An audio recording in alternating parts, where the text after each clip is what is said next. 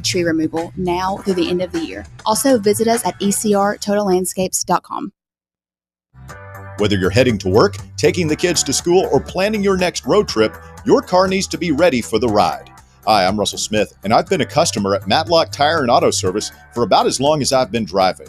For me, it all comes down to trust. Look, I'm not a car guy, and I just don't want to get taken advantage of on car maintenance costs. Matlock Tire Service is a family-owned and operated business, and they wouldn't have made it this long if they hadn't been providing trustworthy service you can depend on. They're the home of the price match guarantee, which means you can bring in any competitor's ad, and Matlock will match the exact same tire for the exact same price. I've bought a lot of tires at Matlock over the years, and I always go there for my oil changes. You should too. They've got locations in Farragut, Hardin Valley, Lenoir City, Maryville, and Athens. Visit their website, matlocktireservice.com, to find the location nearest you and schedule your appointment. Tell them Fan Run Radio sent you. Honest service, quality work, dependable care. Matlock Tire and Auto Service. Yee-haw! I've been hooting and hollering ever since I started betting with the VIP Play app. VIP Play has more than 200 leagues, every bet type you can imagine, live betting and live hosts, all with 24/7 support from real life.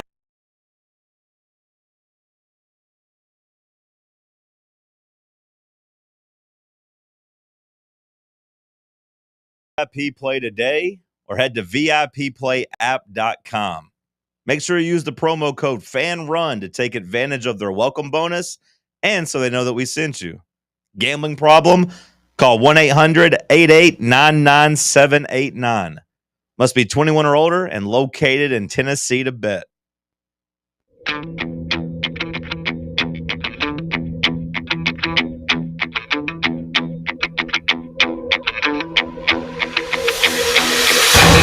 The buzzer has sounded. We are headed to overtime with William Pattison on Fox Sports Knoxville. This is Fan Run Radio. And here we go live from the White Claw Hard Seltzer Studios. It's overtime, presented by VIP Play. John Reed producing today. It'll be mostly me, however. Got a couple of my usual people going off to Atlanta, as they should. I told them, go to the game, experience it, have fun. It's a part of being in college. But that leaves me here today to get you ready for the battle between Tennessee and Syracuse tomorrow in Atlanta. I'll give my keys to the game. We'll also take a look at the storylines to watch for, some key players, get to know our foe a little bit better. And we'll also look into the week 1 college football slate as that is really loaded as well. We'll have some best bets presented by VIP Play. Plenty to cover over the next hour. I'm so appreciative of you being here.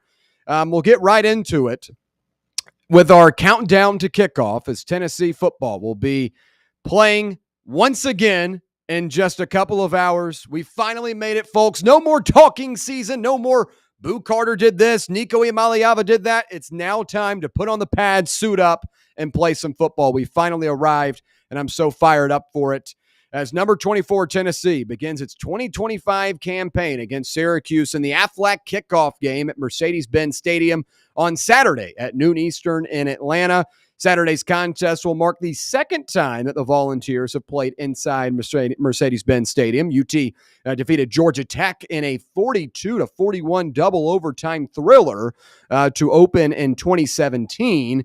And that was one of the first ever games played inside the newly built at the time Mercedes-Benz Stadium. Now Tennessee makes a reappearance this year, and Tennessee and Georgia Tech will also play their next season as well. So back-to-back seasons of playing in Atlanta, and hopefully this won't be the only time Tennessee plays in Atlanta this season, as the SEC championship is there as well. But obviously we've got a lot of time before that. But Josh Heupel will look to remain perfect in season openers as a head coach as he enters Saturday's game against Syracuse with a perfect 7-0 record in such games while outscoring opponents 382-70. Heupel boasts a 4-0 record in season openers with the Volunteers, outscoring opponents 215-32 and winning all 4 contests by at least 30 points. And we'll dive into my keys to the game presented by VIP Play. And we'll begin with get Joey Aguilar in rhythm. Joey Aguilar making his first start on Saturday for the Volunteers, the Appalachian State and UCLA transfer that comes in, wins the quarterback job, has impressed his teammates, has garnered the respect and the confidence from the coaching staff, has developed the chemistry with the other players on this roster. This is the guy that everyone in the building believes is the right man for the job, and he's going to have the opportunity to take Tennessee past their ceiling that I believe, if he's really, really good, or keep Tennessee around that floor if he plays like he did last year at Appalachian State. And that's why it's so important to get him in rhythm early. William, what do you mean by get in rhythm early? Some early throws, some quick ones, some easy tosses to get some momentum, to get some confidence, and to ease into this new offense under Josh Heupel.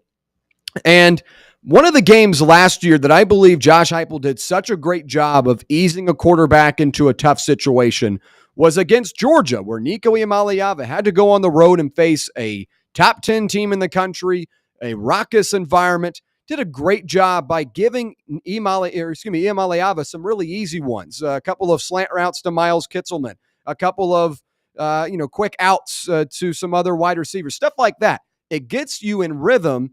And as a quarterback making your first start in this offense, you need stuff like that. So getting Joey in rhythm is really big, because as you start to get those easy ones down, then you can start to make the plays down the field. And Fran Brown is a really good coach, did a great job at Georgia, was hired last year by Syracuse, took them to a 10-3 season. They knocked off Miami. This year, there's a lot of new on the offensive side of the ball, but you know they're going to be well coached defensively because of Fran Brown's past. And that sparks a little bit of concern for me going up against those defensive backs. And we'll talk about a couple of those guys here in a minute. But if you get in rhythm early on those short and intermediate routes, then you have the opportunity to take a couple of shot plays. And if Joey Aguilar can be a 40% guy down the field, I think Tennessee will have a better quarterback than what they had last year. Nico Iamaleava was about a 20% guy. About 20% of shots down the field he'd convert on, 2 out of 10. If we can get Joey Aguilar to be a 4 out of 10 guy, I believe Tennessee is in a much better situation. But you've got to instill that confidence and rhythm early in order to get to that point. The second thing, run the damn ball. This is the deepest running back room that Tennessee has had under Josh Heupel. And I know for some people, you might be hearing that and say, whoa. William, Dylan Sampson has been in this running back room before. Jalen Wright has been in this running back room before. There have been better running backs or more established guys coming into a season. And I push back and say, the depth of this running back room is really, really strong. Peyton Lewis has bulked up this offseason. Deshaun Bishop has as well. Star Thomas gives you that kind of utility running back out of the backfield that was really good at Duke last season as a runner, but also as a pass catcher. So each of these guys can do a little bit something different. Bishop, I think, is more of a, make a big play here and there with his speed and quickness. Payne Lewis, a little bit more put down your helmet and get right through, kind of churn for that extra yard. Star Thomas, that kind of elusive back out of the backfield that can do a couple of different things, can run the ball, but also be a really good pass catcher.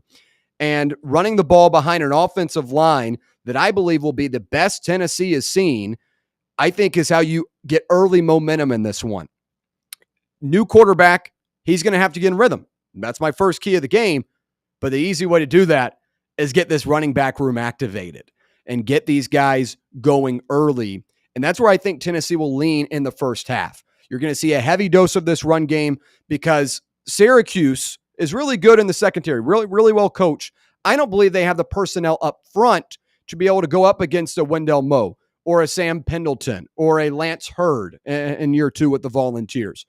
These guys are strong. These guys are big, and I think this is a good group. And when you've got a good offensive line unit, you've got to be able to control the line of scrimmage, and I think Tennessee will. That opens up the opportunity to run the damn ball at a very successful rate and also gives Joey Aguilar the amount of time necessary to go out and make plays. I'm really excited for this running back room, and it goes deeper than just the 3 guys I mentioned and Lewis and Bishop and Thomas. Some of these younger guys have been really, really impressive in camp as well. And we might not see them on Saturday, but it just speaks volumes to the job that Darrell Sims has done since arriving here. He has taken over this group. He had to, fill the shoes of a very, very good coach before him, and now comes in and has done a really strong job in his first season last year, and now going into year 2. I think this is the deepest and strongest room we have seen. So those are really big positives heading in. We'll flip on the defensive side of the ball for my third key, and it's going to be get to Steve Angeli. Now, I do like Steve Angeli, and I kind of underline like there, because a lot of people are really strong on Steve Angeli because he played really well against Notre Dame in the Orange Bowl last year.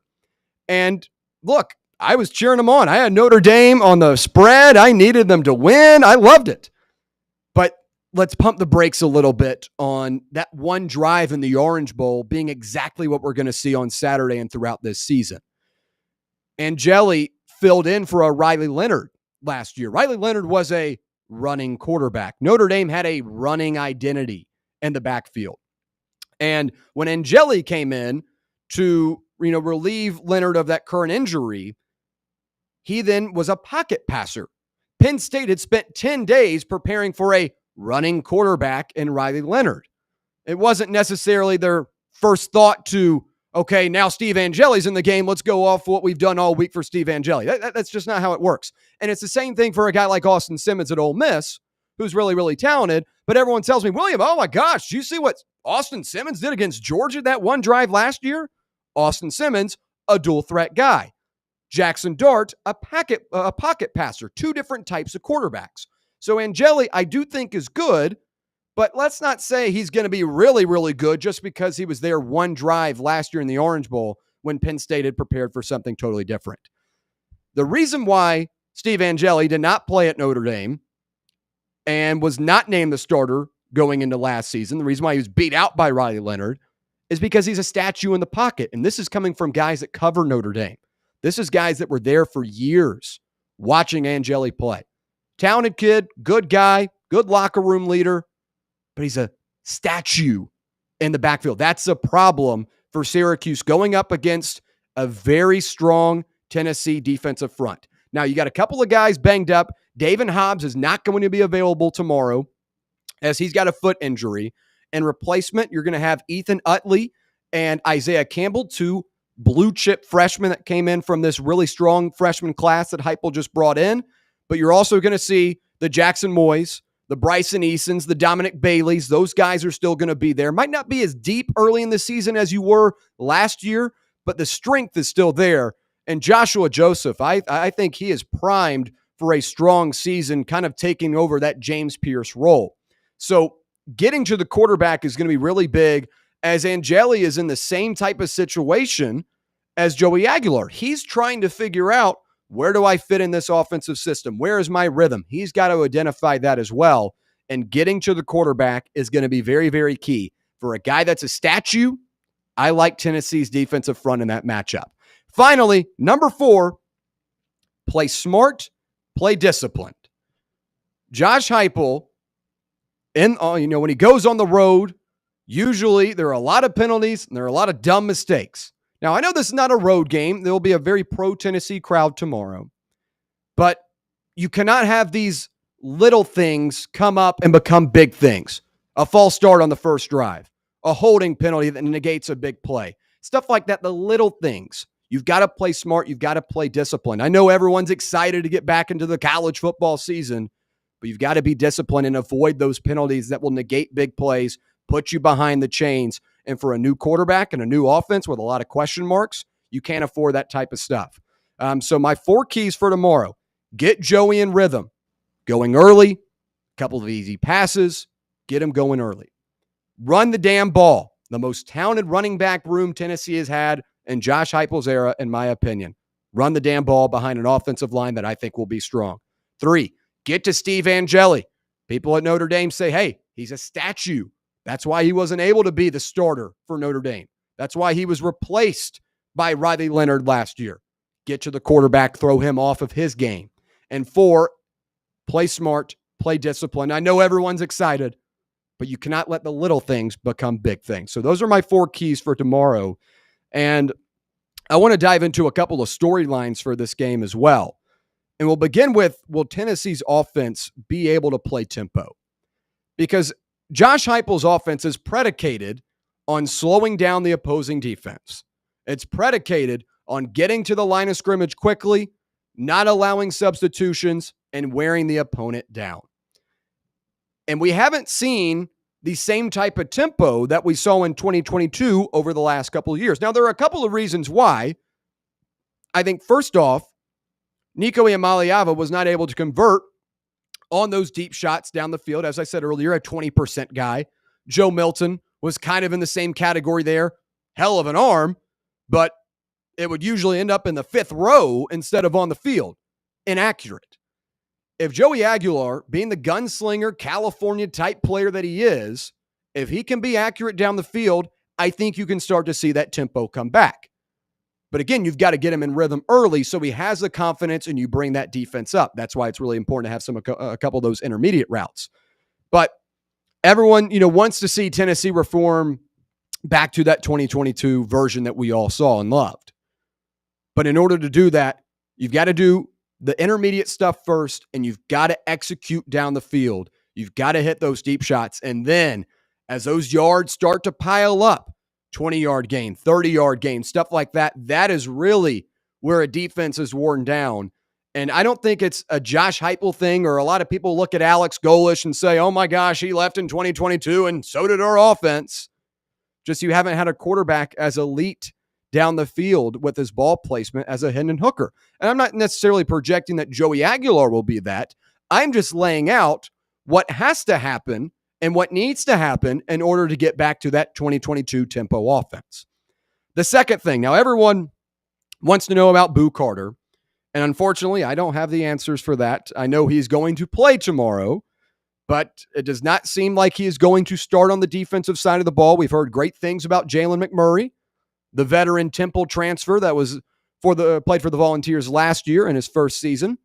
And he's got 40 games of college football experience. This is a guy that has, spent a whole offseason getting better, getting stronger, understanding this defense. I think he's a solid option tomorrow.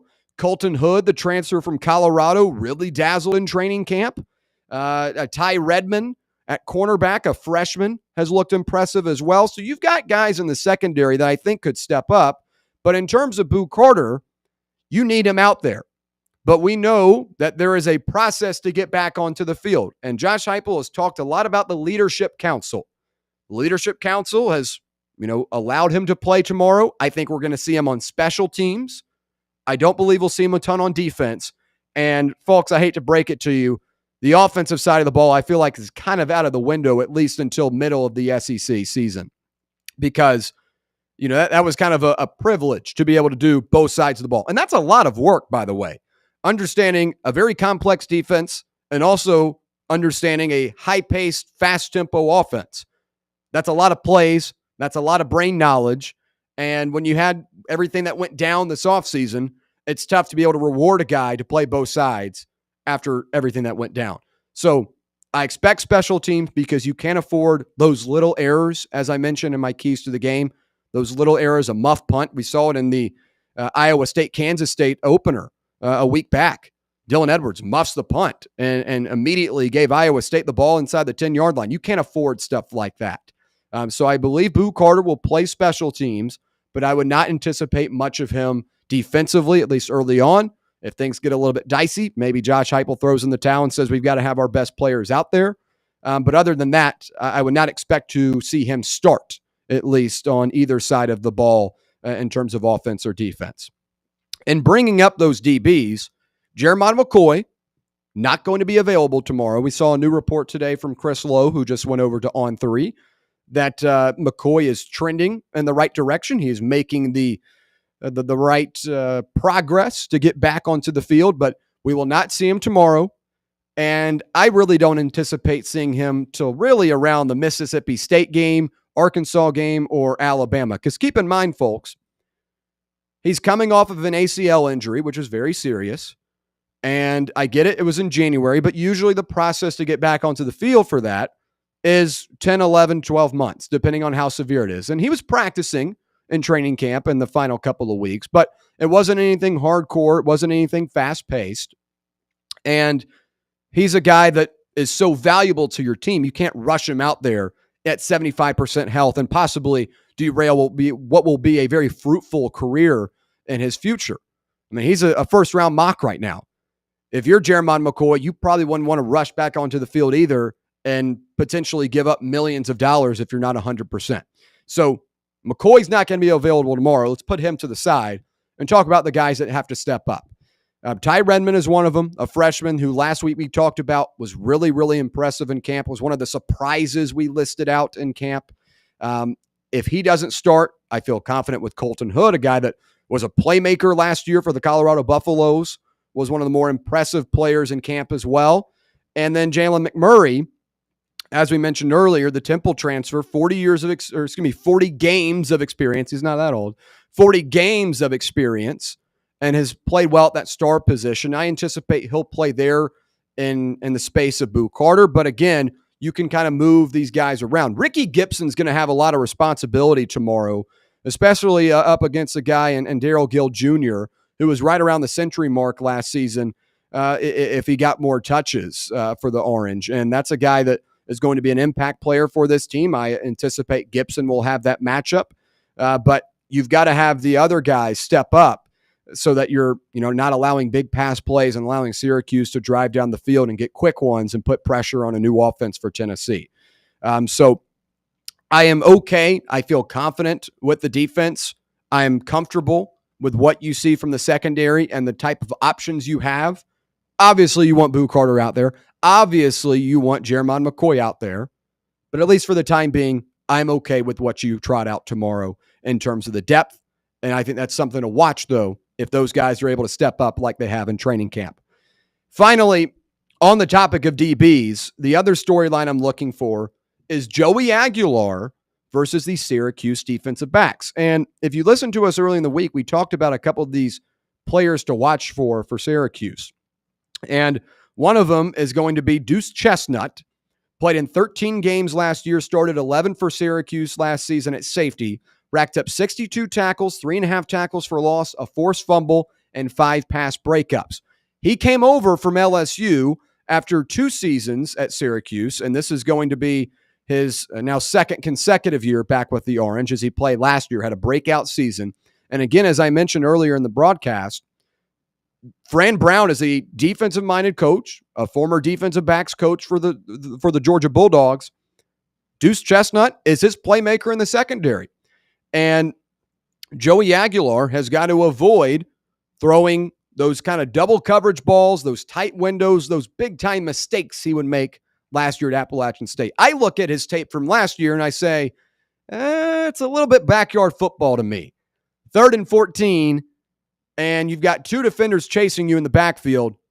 Just chunk the ball away, just throw it away. Don't take the risk of possibly throwing it into harm's way, and a lot of time he would do that last year. Where a 3rd and 14, you've got pass rush in front of you. Instead of throwing it away, you throw it into double coverage, and then boom, you get an interception that's returned for 50 yards. Now you put your team at a disadvantage in field position. So he's got to be smart in knowing his personnel in the secondary. Chestnut's one of them. Chris Peel, another one for Syracuse.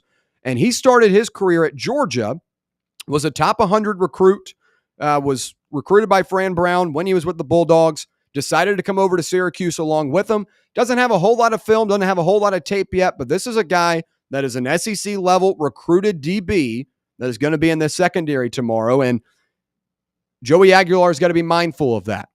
This is where Fran Brown likes to cook. It's the secondary. He's got to be very patient. He's got to be very careful in the type of throws he makes and cannot force balls down the field into double coverage, into tight windows, hospital balls, all of that. Just got to stay on script. You've got to stay on the Josh Heupel plan. Those deep shots will come, but you've got to follow the script, and you can't try to do too much outside of it, especially in game 1. So those are the storylines and keys to the game for tomorrow's matchup against Syracuse. Really looking forward to this matchup, man. And there are some good players for the Syracuse team. As I mentioned, Darrell Gill Jr. at wide receiver, a guy that was kind of overshadowed by a Trevor Penna and Jackson Meeks, who are both around that century mark. Gill had an average of 18.4 yards per reception last season, which is very, very strong. That's a guy that when he gets the ball in his hands is going for a lot of yards. We saw it last year with Dante Thornton, right? Dante Thornton was a player that led college football in yards after reception with 25 a game. That's a guy that can make big plays as well in Gill Jr. Not a household name as Syracuse replaces a ton, but a guy you have to watch out for. Steve Angeli, I think, will be confident. I think he'll be just fine. But Tennessee has got to make sure to get into the backfield and make plays. And finally, Joey Aguilar has to be very wary of those talented, well-coached defensive backs, I should say, and keep the ball out of harm's way, because that's how this thing could quickly turn in the wrong direction for the Volunteers. All right, when we come back, we'll continue talking Tennessee, Syracuse, and college football week 1. Plenty to cover on a Friday edition of Overtime. Stay right here. It's Fan Run Radio. The flagship station for Tennessee fans. This is Fan Run Radio. Rickard Ridge Barbecue, located in beautiful Cove Lake State Park. Rickard Ridge is home of the best ribs in the Volunteer State. Smoked daily by Pitmaster Mark Rickard. The barbecue at Rickard Ridge is mouth-watering, fall-off-the-bone delicious. Take the scenic drive up I-75 to exit 134. For directions and to look at the rest of the menu, visit Rickard Ridge online at rickardridgebbq.com. Hello, is Tina there? Who's this? Yeah, this is Vince from the hit reality show Wives Don't Tell. Tina applied for our show to confess that her husband won't go to the doctor to get his erectile dysfunction checked. She said she's ready for a guy that can bring the heat. All right, what the is going on? You know you're talking to her husband right now? Tina! Well, she wrote the application that her man's performance is questionable. She's basically married to a coffee table. She also said, we live within driving distance to Men's Pro Knoxville, but he's too scared to get a blood test. Oh my, she is done. She is so done. Gotcha, Mike. It's Nephew Tommy. Ain't no reality show. It's a prank. Men's Pro Knoxville is the real deal, fellas. Local experts, test results in minutes. Call 865-544-8220 or hit men'spro-knoxville.com before your lady books a new co-star. Men's Pro Knoxville, making it happen. A brand built in Tennessee and born from the love of the game, Inward Half revolutionizes golfing comfort. Crafted by a former pro and dedicated enthusiast just like you, our luxury performance wear guarantees you stay cool and comfortable through every swing and every day. We're not just a brand. We've set out to create a lifestyle for those who understand that impeccable style and premium performance are a hole-in-one. Enjoy the walk-in with Inward Half. Yo, yo, yo, what is up with it, homies? Talk sports. That's the show you want. It's the longest running sports radio morning show in town. You want your radio shows to be fun, and that's what Talk Sports is. Fun, fun, fun. No weirdo callers. I think Tennessee gonna go 6-6 this year. No nerdy guests. Well, their receiver depth is a little bit thin. Just two of the most entertaining guys in town, and Bubba giving you what you need. Tune in 7 to 10 a.m. every weekday here on Fan Run Radio. Are you looking for a treat that will knock it out of the park at the next watch party? Just like your favorite baseball team, Crumble brings the best lineup week to week with an expanded roster that includes key lime pie, strawberry cake, or my personal favorite, Monster featuring M&M candies. Let Crumble treat you to the best cookies in the game. Download the Crumble app and start earning rewards. You can even vote monthly on what flavors you would like to see at any store of your choice. Warmer weather is here, so get to the ballpark, but don't miss the cookies. Hey Knoxville! Surfside iced tea and vodka, made with real brewed tea, is only 100 calories, 2 grams of sugar, with no bubbles and no troubles. That's right, zero carbonation, so it's easy to sip and enjoy. Headed to a game day or party at a friend's house? Bring an iced tea or lemonade variety pack from Surfside, or try their green tea and new raspberry tea vodka. Find the can with the sunset stripes this season. Surfside iced tea and vodka, sold at bars, restaurants, and stores near you. Surfside iced tea and vodka, sunshine in a can. Must be 21 or older. Enjoy responsibly.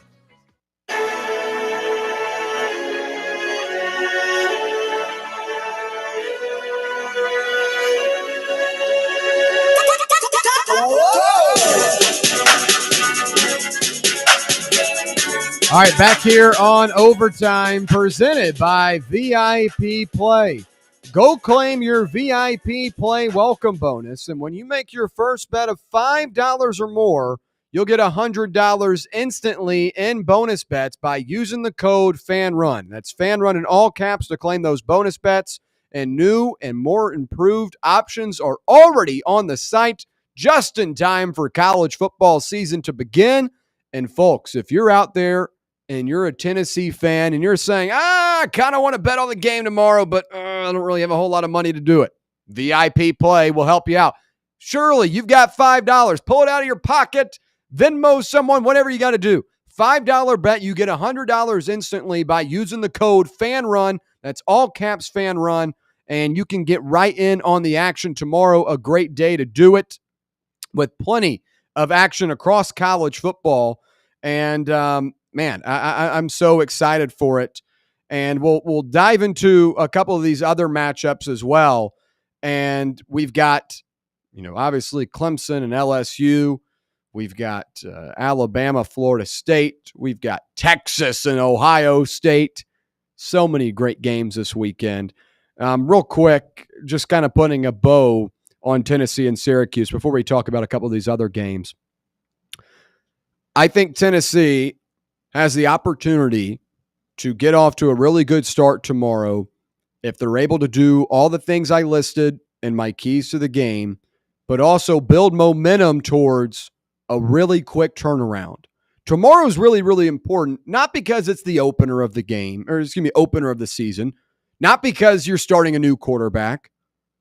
It's because the best opportunity you've had in 5 years under Josh Heupel to beat Georgia is just 2 weeks away. The Georgia Bulldogs, folks, will come to Neyland Stadium here in 2 weekends and face Tennessee. Georgia has struggled on the road in years past. Just last year, Kentucky. That was a 12-9 final. The Georgia Bulldogs struggling with Kentucky? Imagine what happens inside Neyland Stadium. Now, I get it. Last year's Georgia team, much different. They were number one in the country in drop passes. They go and reload this offseason. Have a ton of great players. A Zachariah Branch, transfer from USC. A Noah Thomas from Texas A&M. Colby Young, Dylan Bell, still on that roster. Oscar Delp at tight end.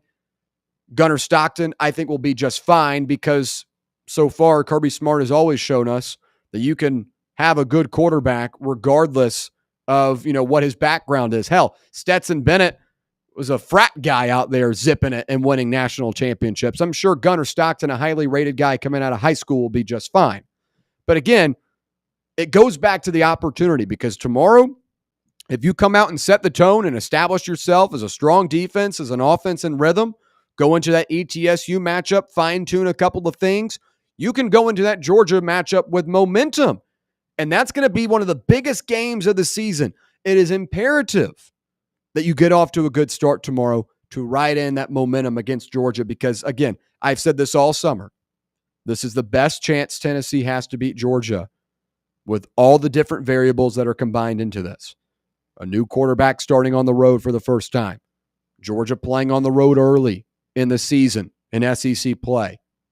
Tennessee with the opportunity to really showcase what they can do, add in a couple of wrinkles. Like if there were a moment to see Boo Carter play offense, I think it would be against Georgia. Something they haven't seen before, something they haven't planned before. So stuff like that, it gets started tomorrow. I know we're 2 weeks away from Georgia, and we need to celebrate college football being back tomorrow and playing against a well-coached, respectable Syracuse team. I'm not trying to look ahead that much, but I'm just saying what you start with tomorrow is what you are building towards when you play Georgia. So my final thoughts on the Tennessee-Syracuse game there. I'll give my score prediction before we wrap things up. But I want to hit on a couple of these games as we've got a week one for the ages, folks.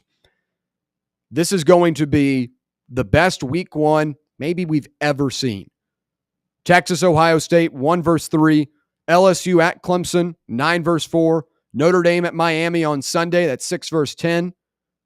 Those ranked games are going to be awesome. And then you've got number 8 Alabama going to Florida State. South Carolina, the 13th ranked team in the country, facing Virginia Tech, also in Atlanta. That's on Sunday. And then even some of these non-ranked games. So like tonight, you've got Georgia Tech at Colorado. I think that's a really fun one. Auburn at Baylor, a really fun one as well. Utah, UCLA, reviving a Pac-12 at night game. And then obviously TCU and North Carolina, the cap for the weekend. I look at these matchups and say, this is what college football is becoming. And it's a good thing. We get really fun matchups that draw everyone to the TV. Conference realignment, NIL, I know people don't care for it, but this is what it brings. Because when you get these TV deals involved, it's all about ratings. It's all about eyes. No one wants to watch Alabama play Mercer. No one wants to watch Tennessee play Taco Bell Tech. That's not bringing viewership. You put LSU at Clemson, yeah, people will tune into that. Texas at Ohio State, oh, hell yeah, people will tune into that.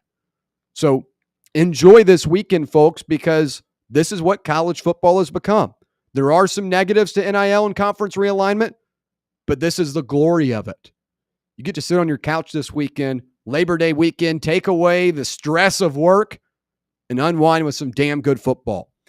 Want to focus on these ranked games real quick. I'll give a quick preview for each of them and then kind of my thoughts. We'll begin with Texas at Ohio State. Lee Corso doing his final headgear pick before the game. Really excited for him. A really cool story this week, by the way. A Tennessee student, and I guess he's now a Tennessee student, but he was the youngest guest picker ever in college game day history. He was 5 years old when he made that pick when they were in Eugene, Oregon, way back in the day. He's now at Tennessee. A really cool interview on the Mike Key show yesterday. Obviously not related to this game directly, but related to Corso doing the headgear. Really cool Tennessee tie to it. Had to throw it in.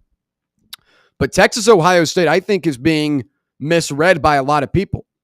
Everyone's looking at this matchup saying, whoa, Arch Manning on the road in his first game? In the shoe? I don't like that. Well, Arch Manning started 2 games last year, appeared in a ton of games last season, completed 68% of his passes, showcased what he can do in the pocket, very comfortable, a guy that could extend out of the pocket and make plays. He's got the best defense in the country. Anthony Hill Jr., best linebacker in the country. Colin Simmons, one of the best edge rushers in the country. Trey Moore, a guy that was on the defensive edge last year, a transfer from UTSA. He now moves at linebacker. And that's a guy with 19 and a half sacks in his last 3 seasons. And I even mentioned Michael Taff and Jelani McDonald in the secondary. Texas is damn good, folks. Arch Manning has a weaponry around him with Ryan Wingo and Emmett Mosley V, Quintravian Wiesner in the backfield. C.J. Baxter returns from injury this season. He was going to be their starter last year. I don't understand what all this, Texas has to go on the road and play Ohio State. Folks, this is not the same Ohio State team. I know Ohio State won the national championship last season. I know Jeremiah Smith is still on this roster, and he's the best player in college football. But Texas is the better team. And Julian Sand hasn't played it down. I think he's taken 27 total snaps. 27 total snaps. Arch Manning has more yards in a game than that as a runner. So I don't like this argument that Arch Manning going on the road is going to be tough. I think it's going to be tougher for Julian Sand. And I'm not trying to discredit what Ohio State has defensively, because guys like Caleb Downs and Jermaine Matthews, who I think takes a big step up this season, David Igbunason is really strong as well. Those guys are going to, be a tough test for Manning. But this is a whole new offensive line for the Buckeyes, new running backs, a new quarterback. I think the pressure's more so on Ohio State here to find their footing early in this game and try to go up against a damn good Texas team. I think Texas wins outright. We'll get into my best bet segment here in a second. But I think Texas is the better team, and I think everyone's got this game wrong. I look at Ohio State and Julian Sand as being a bigger question mark. LSU at Clemson, I think is going to be a really good one. I love this night environment. Death Valley versus Death Valley, the Tigers versus the Tigers. It's a big one for both teams. LSU has not won an opener under Brian Kelly. Clemson, my national championship pick, has a lot of pressure to be good this year. Ton of NFL talent on this team. They've got to come out and show that they're one of the strongest teams in the country. LSU, on the other hand, with Garrett Nussmeier, a guy I really, really like at quarterback, has got to show that defensively they've taken the right steps to be in a position to win a national championship and to be in the college football playoff at the minimum, because that should be the goal for this team with the roster they have. Harold Perkins comes back. Jack Pyburn transfers over from Florida. Whit Weeks was one of the strongest linebackers in the SEC last season. Had a game where he had 16 tackles against Arkansas. This is a talented LSU team. There's no excuse for them not to be in the college football playoff, but the schedule is tough. And if they want to get a free one early, kind of a little bit of a mulligan as the season goes on, it's getting a big-time road win at Clemson. But I think the Tigers are too strong. Cade Klubnik, the best quarterback in the country. Look at his numbers from 2023 to 2024. Went from 102nd in PFF ranking to 5th last season. Antonio Williams, a top 3 wide receiver in the country. Bryant Wesco Jr., Devin Moore, a really strong wide receiver room. Adam Randall at running back, a wide receiver converted running back at 6'2". Defensively, TJ Parker, going to be an NFL player. Peter Woods, going to be an NFL player. Ashton Hampton, Averill Terrell, going to be NFL players. Clemson's the best team in the country because I think they have the most NFL players and the most seasoned NFL players. Like guys that aren't sophomores and freshmen and going to be NFL guys here in the future. They're ready now. They're juniors and seniors. They're experienced. I think Clemson gets it done at home. Got to watch for, though, folks. DJ Pickett of LSU, a 6'5" defensive back. Yeah, defensive back. He's going to be good. Watch for him on your screen. I'm sure you're going to see him. Notre Dame at Miami, I think, is interesting. I love that they brought this game back. And both teams do have a lot to kind of figure out. Miami was one of the best offenses in the country last season, but their defense couldn't stop a cold. Notre Dame had one of the great seasons in their history last year, made it all the way in the national championship after losing to Northern Illinois. What a turnaround that was.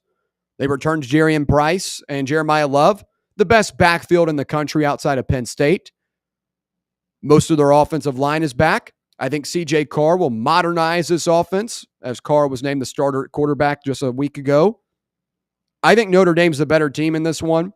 I feel comfortable taking them on the road because, let's be real, folks, Miami at home doesn't mean it's going to be all Miami fans. Miami in Hard Rock Stadium is not the same as Miami of, your fathers or your childhood. I don't, trying to divvy out age gaps here. But I think Carson Beck could be good. I'm interested to see what he looks like in Shannon Dawson's air raid offense. But he's got to find those wide receivers early on. Got to find those connections early on in order to have the confidence in me.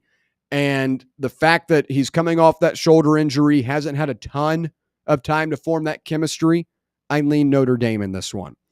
Obviously, a lot of other big games this weekend outside of those rank versus rank matchups. I did want to touch on those just quickly right before we hit the break. Alabama, I think, has a really strong roster. I don't love Ty Simpson. And maybe tomorrow I'm proven wrong. But Florida State's going to be a tough environment to play in. They're just opening up that stadium at full capacity once again. It's going to be some bad Florida weather. Maybe the Seminoles keep this one close. But I think Alabama's defense is right up there with one of the best. And their offense outside of Ty Simpson is really damn good. South Carolina, interested to see if Lenora Sellers got more accurate down the field. And then, Virginia Tech's going to give them a fight. But this is an opportunity for South Carolina to show they're for real and not just a talking point throughout the offseason. And obviously, we talked Tennessee and Syracuse before we got into the other matchups. Outside of those ranked games, the game I'm most looking forward to out of the Power 5 or Power 4 games that aren't ranked on ranked, Auburn at Baylor tonight. Really intrigued by this one. Sawyer Robertson at quarterback, a top 10 quarterback in the country at Baylor. Josh Williams, I should say, at wide receiver for Baylor, a former walk-on who had 10 touchdowns last year. First time a Baylor wide receiver has done that since 2021. Bryce Washington at running back, I think, is strong. Baylor's going to have a really good offense. Is their defense up to par? That's the question, and that's been the question over the last couple of years. Should be a great environment tonight. On the other side, though, Auburn's got to walk into that place and show everyone that Hugh Freeze can still coach football, because we haven't seen it in a while. And this Auburn team has been more of a mess than anything good. Defensively, they were strong, but offensively, they've got to figure their stuff out. I look for that tonight. But really looking forward to this week 1 slate, the best one we've ever seen. And on the other side, I'll give my best bets for the weekend presented by VIP Play. So stay right here. It's Overtime, presented by VIP Play on Fan Run Radio. Follow us on Twitter or X or whatever they're calling it these days at Fox Sports Knox, Fox Sports Knoxville, Fan Run Radio. Located in Knoxville's historic Old City, Barley's offers great food, live music, the best draft beer selection in town, and now your new favorite place to watch sports. Their indoor projector is perfect for any weather, and they've revamped their upstairs area with more TVs to take in all of the action. Their menu features hand-battered chicken tenders, juicy burgers, fresh salads, and the tastiest pizza in Knoxville. You can enjoy their happy hour drink specials daily from open until 6 p.m. Barley's Tap Room and Pizzeria. Is your smile ready for the spotlight? Hi, I'm Dr. Jacob Wilco, and at Knoxville Smiles, we make every visit a reason to smile. From routine cleanings to dazzling cosmetic treatments, our experienced team uses the latest technology to keep your teeth healthy and your smile bright. With a warm, welcoming atmosphere and personalized care, we're here to make sure you leave feeling your best. Don't wait. Your perfect smile is just a call away. Book your appointment today at 865-539-1776 or online at knoxvillesmiles.com. Smile brighter with Knoxville Smiles. Whether you are buying or selling a home or even looking for some land to build on and start a family, be sure to give Reed Emerson with Better Homes and Gardens Real Estate Heritage Group a shout. He is a longtime listener and supporter of Fan Run and has been serving the Mid-State for many years. Reed prides himself on his hassle-free and honest approach, and that's because he's not just chasing another commission. He wants what is best for his clients. Give Reed Emerson a call or text him today to get the process started. His number is 931-492-0418, or you can find him online at bhgheritagegroup.com. We really need to get some branded stuff. Shirts, hats, promo items, something professional. I mean, we could just find a website and order a bunch of it ourselves. You could, but you're taking a big risk. You don't know the quality, the fit, the timeline. It's a roll of the dice. Yeah, I guess, but isn't that how everyone does it now? Not the ones who actually care about how their brand looks. Look, if we're putting our name on it, it needs to be done right. We need SM Athletics. SM Athletics? Yeah, they specialize in working with businesses like ours. Apparel, hats, promo gear, but real, customized stuff. They actually care if it turns out right. Probably a lot better than getting stuck with 100 t-shirts with crooked logos. Exactly. Plus, they'll walk you through everything. Sizing, colors, material, so it matches the image we're trying to build. Makes sense. What's the name again? SM Athletics. Trust me, if you want to look like a real company, not a flea market stand, this is the move. If you're serious about your brand, work with people who are serious about getting it right. SM Athletics. When it's past high noon, it's time for a vodka soda made with a vodka you've actually heard of. I'm talking White Claw vodka soda made with White Claw premium vodka. JB Smooth only drinks vodka soda made with the world's smoothest vodka. And you can too. Pick you up a bottle of the triple wave filtered vodka that's been distilled 5 times. White Claw premium vodka comes in 4 flavors: black cherry, mango, pineapple, and just vodka. You haven't had vodka like this. No one has. White Claw premium vodka. Please drink responsibly.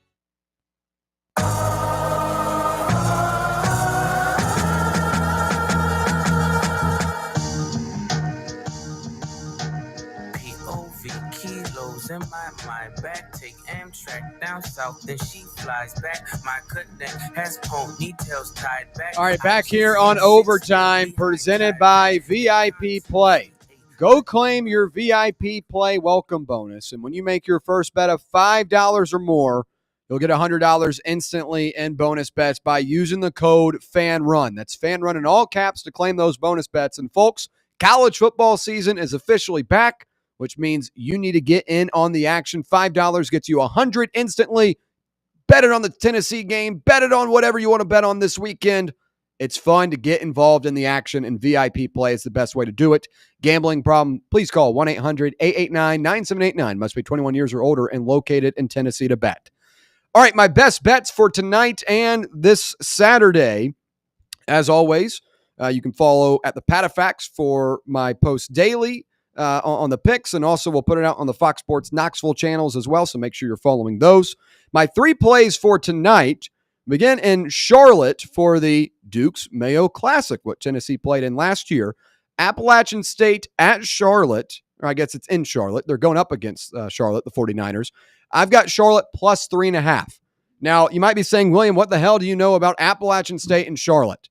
These are two teams in very similar situations, new coaches, new staffs, new players. You're getting a ton of value here at the plus 3.5 when you don't know a whole lot about what you're going to see. This line is going all the way from 5.5, now down to 2.5. I got it at 3.5 earlier in the day. You can still find some sites with plus 3. VIP Play still has that. And I like what Tim Albin did at Ohio, and that is Charlotte's new coach. Albin won 7 straight games with the Bobcats last season, a very strong finish to the year. Comes over to Charlotte. I think he's the more established coach going up against an Appalachian State team that just hired South Carolina's old offensive coordinator, a guy that's been a head coach, a guy that's been an offensive coordinator. One guy understands it a little bit more, and I like the staff for the 49ers a little bit better. Just getting a lot of value at that 3.5. Next up, Georgia Tech -4, going up against the Colorado Buffaloes. And I think that Georgia Tech is more established heading into this season. Obviously, last year, Travis Hunter and Shedeur Sanders and Deion, all that's fun. But Georgia Tech returns Haynes King, an established quarterback, welcomes in Eric Rivers, a former Macaulay wide receiver, spent time at Florida International last year, transferred over to Georgia Tech. He's going to be their feature wide receiver. I like this offense, and I like the established group that Georgia Tech has on the road here. Colorado very heavily bet in terms of the bet tickets. The money is on the Yellow Jackets. Give me Georgia Tech -4. Next up tonight, and my final play for tonight, UNLV, Sam Houston State over 61. Folks, last week, it was week 0. We were happy to have college football back, but no one was happy to watch that UNLV defense allow 31 points to Idaho State. No offense to Idaho State, but come on. UNLV should not be allowing a FCS school to come into their own building and put up 31. Sam Houston allowed Western Kentucky to put up 40. So I like both of these offenses. They're high pace, high tempo. You're going to get a lot of opportunities. And Jet Thomas at running back for the Running Rebels is awesome. Averaged like 15 yards a carry last week. He's going to be a big time impact today. Both of these defenses suck. And I am banking on these offenses putting up points. So my 3 plays for tonight, Charlotte plus 3.5, Georgia Tech -4, the over 61 in UNLV, Sam Houston State. All right, let's get to the main course. Tomorrow, we've got a hell of a slate. We'll begin with the appetizer, or to some people in Knoxville, the main event, the main course, Tennessee, -13.5. William, you are biased, and that's why you're taking it. No, I cover this and know that Tennessee is just going to be a little bit stronger on the line of scrimmage, to where Syracuse is not going to be able to get the push and get to quarterback Joey Aguilar. On the other side, I think that Steve Angeli, being that kind of statue, is going to end up being very critical for them, because Joshua Josephs is coming at you, Jackson Moy coming at you, Dominic Bailey, Bryson Eason. Those guys will get in the backfield and make plays. And the running back room for Tennessee, I think, will do a lot of the heavy lifting with a good offensive line. Josh Heupel has averaged 39.5 points per game against Power 4 opponents outside of the SEC during his 5 years at Tennessee. And I believe Tennessee is able to achieve around 38 points. So I have Tennessee beating Syracuse 38-13 tomorrow. That's also my score prediction. We'll move on. Texas plus 2.5. I got this early in the week. Right now at 1.5, at 2. You just kind of got to shop lines here for this one. But again, we talked about it earlier. The better team, the more established quarterback. I don't care Ohio State won the national championship and they're playing at home. This is a different group. Jeremiah Smith is fun, but Texas is a better football team, and I will back the better football team here. Keep in mind, folks, they played not too long ago neutral site Ohio State was like a 7.5, 8-point favorite, and now they're playing in the shoe, and it was down at a pick 'em earlier today. I'll take Texas. Next up, UGA, the Georgia Bulldogs, minus 38.5. Well, that's a lot of points. Yes, it is, but Georgia totally reloaded on offense this offseason. Defensively, they're going to be strong. With all these big games this weekend, they're not really being talked about. Kirby Smart likes bulletin board material, and they're going up against a Marshall team that lost over 50 players from last year's roster as Charles Huff left Marshall, the Thundering Herd, to go over to Southern Miss. New coach, brand new team, new quarterback. They returned 4 starters. You're telling me they're going to go between the hedges and have a good outing? Hell no. Give me Georgia minus 30.5 in this one. My 2-unit play and first one of the college football season, the Clemson Tigers, minus 3.5 against LSU. I placed this 2 months ago. The line has gone from 4.5 to 3.5 and kind of teetered back and forth. You can get it at 4 or 3.5 right now. Clemson, the best team in the country, and I think they will prove that tomorrow night in what will be an awesome matchup, but I think they're about a touchdown better than the Tigers. Well, I guess I should be more specific, as both these teams are the Tigers. They're better than LSU by a touchdown. I firmly believe that. I think the home field advantage will be great, and this is a system play that I always use. A top 25 matchup.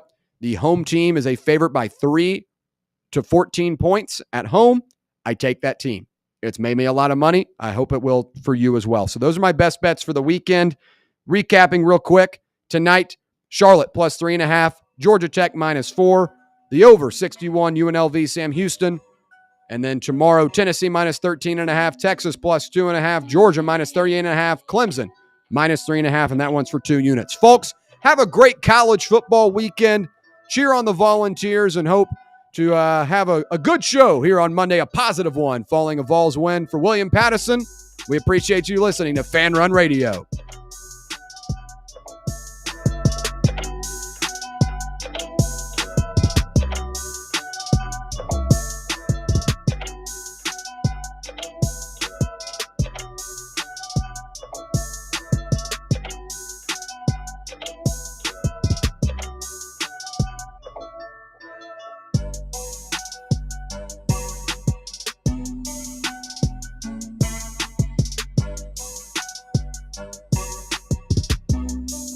You're locked onto Fan Run Radio, 105.7 FM, 1340 AM, and online at fanrunradio.com.